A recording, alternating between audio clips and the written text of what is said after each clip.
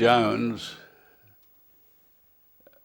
was associated with midget cars at the sports ground,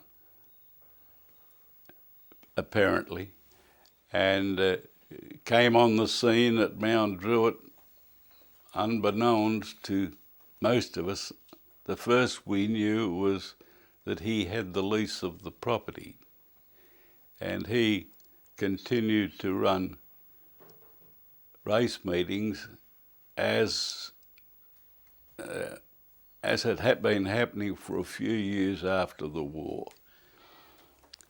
He graded a circuit from the top of a gravel road around to the northern end of the airstrip, and that made it a complete circuit. It was after he ran a 24-hour race that the strip broke, the new section of the strip broke up badly, so the drivers some of the drivers, and myself included, used to go out there of a weekend and help him patch up the potholes. I used to take a truck out so I could cart the blue metal around to the various patches. During these operations, Belf Jones was on the scene, and he used to talk a fair bit. And to my way of thinking, it became obvious that he was more interested in making the dollar and not interested in looking after the welfare of the drivers. And I got the idea that we should have an agreement between the promoters, that was Belf Jones and his partner George Bell, and the drivers.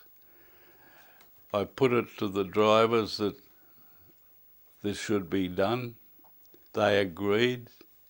I drafted an agreement,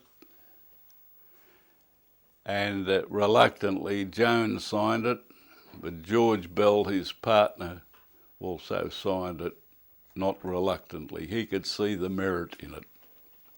After it was signed, I took that agreement to a solicitor and had it drawn up again in proper legal terms, which would be absolutely binding. And Belf Jones and George Bell, besides the club members, the members of the committee, signed it.